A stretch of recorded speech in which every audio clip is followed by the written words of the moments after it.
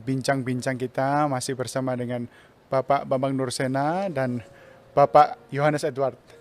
Kali ini kita akan membahas mengenai ketuhanan Yesus Kristus atau the Lordship of Jesus Christ. Pak, kita akan masuk ke pertanyaan yang pertama. Mengapa Yesus disebut Tuhan? Bukankah dia ini, banyak orang bilang, hanya seorang nabi? Ya, Shalom. Nabi itu menurut agama apa dulu? Pertanyaannya gitu. Kalau nabi menurut agama Islam misalnya ya, seorang yang menerima wahyu Tuhan tidak wajib menyampaikannya kepada umat. Kalau Rasul, seorang menerima wahyu dan wajib menyampaikannya kepada umat. Itu kan Islam. Di dalam Kristen, nabi itu berkaitan dengan kata pengkabar atau haroeh, pelihat. Jadi nabi itu sesuatu yang memiliki nubuat untuk masa depan yang belum terjadi. Makanya disebut dalam bahasa Yunani prophetes. Jadi dalam iman Yahudi dan iman Kristen definisinya beda. Nah, makanya Yesus itu hanya nabi. Kenapa disebut Tuhan? Pertanyaan harus diurai dulu makna nabi itu apa. Ya toh? Tidak boleh kita kemudian memaksakan definisi kita kepada orang lain. Nah, ketika saudara muslim mengatakan bahwa Isa itu Rasulullah, Musa itu Rasulullah, lah tiba-tiba lihat Paulus Rasul, lah ini Rasul palsu ini. Istilahnya sama tapi pemaknaannya beda. Dalam ajaran Yahudi dan Kristen itu Musa tidak pernah disebut Rasul, tetapi Nabi. Gitu. Abraham disebut Nabi, tetapi tidak pernah disebut Rasul. Rasul itu bahasa Ibrani saliyah, bahasa Aramnya salika, artinya utusan, kongregasi. Dan Yesus disebut Rasul juga dalam Ibrani pasal 3 ayat 1. Tapi maknanya Rasul di situ adalah utusan Tuhan dalam sakramen penebusan dosa. Seperti imam besar dulu adalah utusan Tuhan yang mewakili 12 suku Israel. Diasisteni oleh 70 tua-tua kan itu kan. Maka pola ini persis diteruskan oleh perjanjian baru. Yesus adalah imam besar perjanjian baru, makanya dia disebut rasul, mewakili 12 suku, sekarang dirohanikan. 12 suku itu sekarang adalah gereja, ya, 70 murid, tapi bilangannya tetap sama, ada imam besar, ada 12 murid, ada 70 murid. Itu kan gambaran Yudaisme tentang imam besar yang menjadi utusan mewakili 12 suku, biasanya imam Lewi kan. Kemudian ada 70 tua-tua, ya, itu yang tercatat di sana. Itu jadi Yesus itu nabi juga, tapi nabi dalam makna yang berbeda dengan nabi Islam gitu loh. Dan nabi tidak dipertentangkan dengan ketuhanannya, karena jabatan imam besar itu ada jabatan Mesias atau sang Mesias itu imam, nabi, raja. Ini. Jadi Mesias itu raja, Mesias itu nabi, Mesias itu imam. Itu dalam iman kita. Kalau soal Tuhan, kita kalau menyanyi di gereja-gereja karismatik, gereja-gereja Pentakosta itu kan Yesus Tuhan dan Allah kami itu kan. Jadi dalam hal ini Yesus adalah God sekaligus Lord. Saksi Yehova percaya Yesus itu Lord, Tuhan, tapi nggak percaya Yesus itu God. Karena apa? Dia masih rancu dalam memahami Yohanes pasal 1, ayat 1. Jadi Yesus disebut Allah itu bukan kemanusiaannya itu adalah Allah, tidak. Tapi praeksistensi. Sebelum firman menjadi daging, firman itu sudah ada dan firman itu adalah Allah. Jadi dalam wujud ilahinya, dalam kodrat ilahinya firman itu adalah Allah. Kemanusiaannya tentu baru ada telah dilahirkan Bunda Maria kan. Nah dalam tugas kemesiasannya itu, maka Yesus disebut Tuhan. Tuhan itu Lord. Dari mana teksnya? Kalau kita membaca misalnya di dalam Injil Markus ya, pasal 12 ayat 29 dan seterusnya, itu jelas ketika Yesus ditanya hukum apa yang paling utama dari segala hukum yang ada. Misvah Harishona. Itu yang pertama, Shema Yisrael Adonai Elohenu Adonai Echad.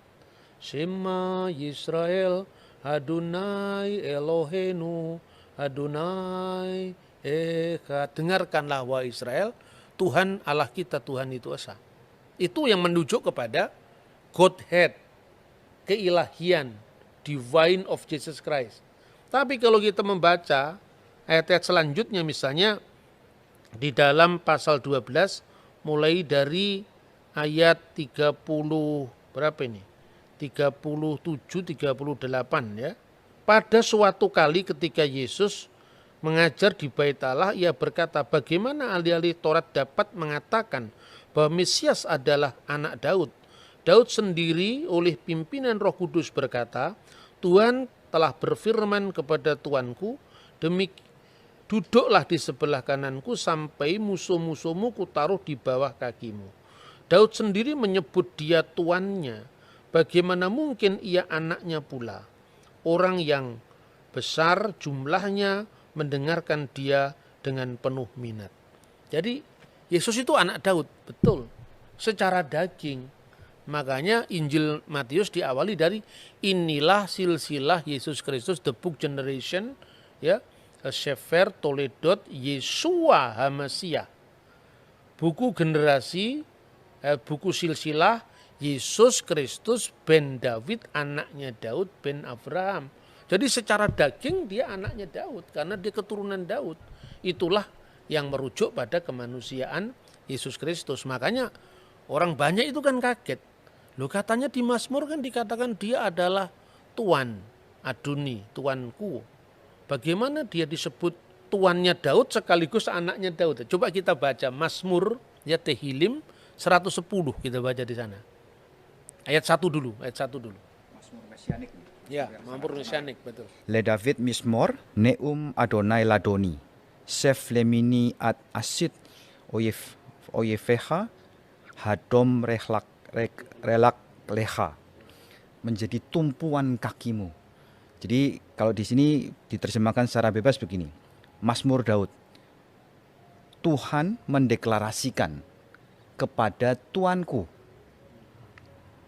duduk di sebelah kananku, sampai ku buat musuh-musuhmu menjadi tumpuan kakimu. Nah, itu yang menarik adalah permainan kata kalau di bahasa Indonesia, Tuhan dengan huruf besar karena itu menerjemahkan YHWH. Sedangkan yang satu adalah Ladoni, Tuan, benar-benar Tuan. Nah, Tuhan itu Tuan di atas segala Tuan. Gitu. Nah, yang menarik di sini yang ayat keempat kali ya, Pak. Ini tentang keimaman. Nisba Adonai, velo yinachem, ata kohen leolam, al dibarti Malkisedek. Jadi Tuhan bersumpah dan dia tidak menyesal. Engkau adalah imam. Imam, tapi menurut apa? Imam yang kekal menurut perkataan Melkisedek. Nah, itu keimamannya Yesus, bukan imam berarti dalam dia harus keturunan Lewi, bukan.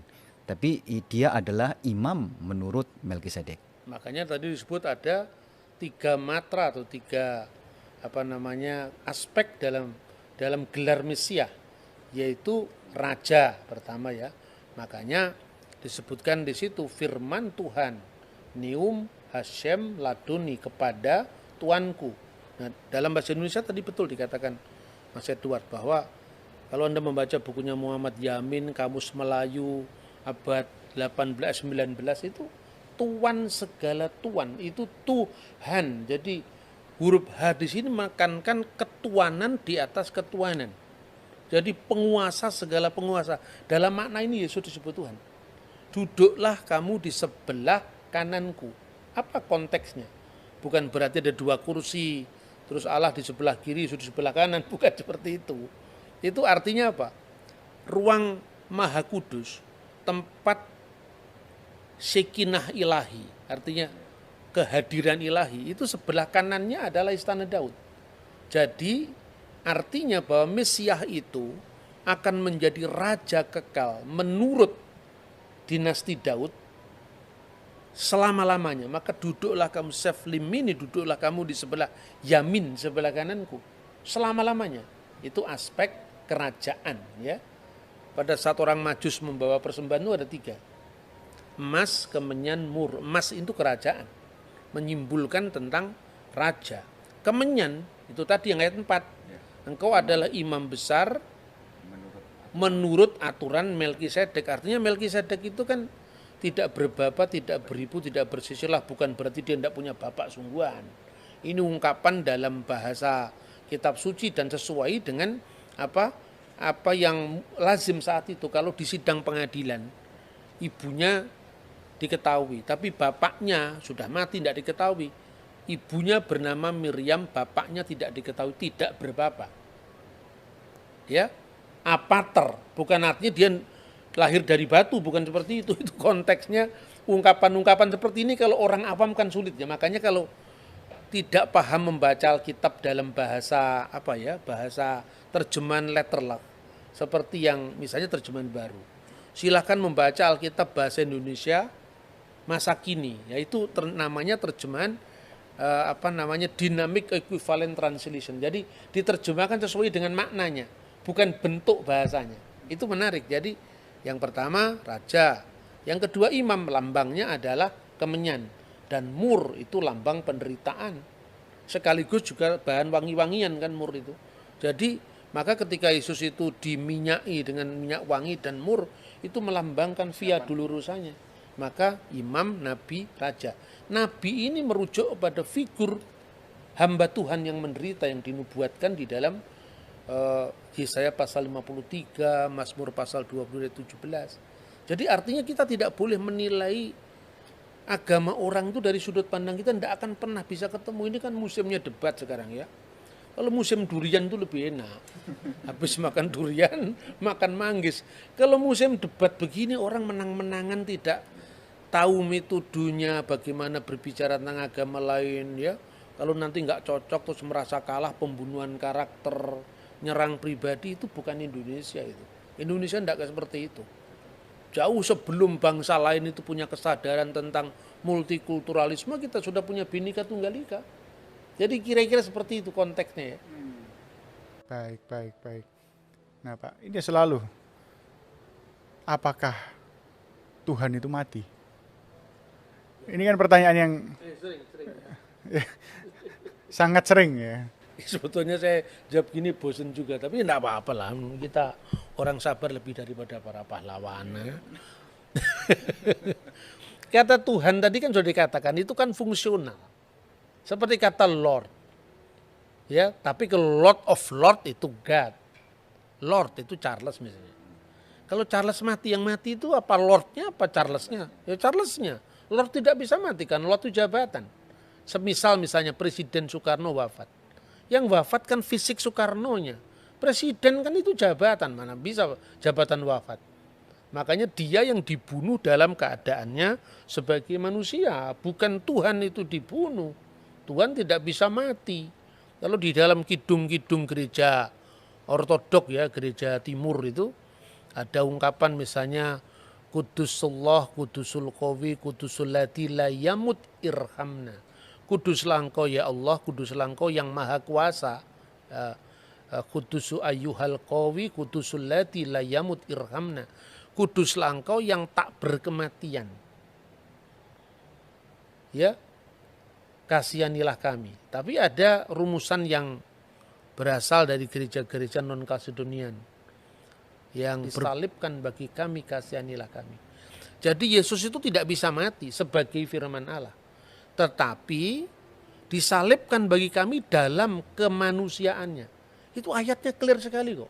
Dan dalam keadaannya sebagai manusia dia telah taat. Bahkan taat sampai mati.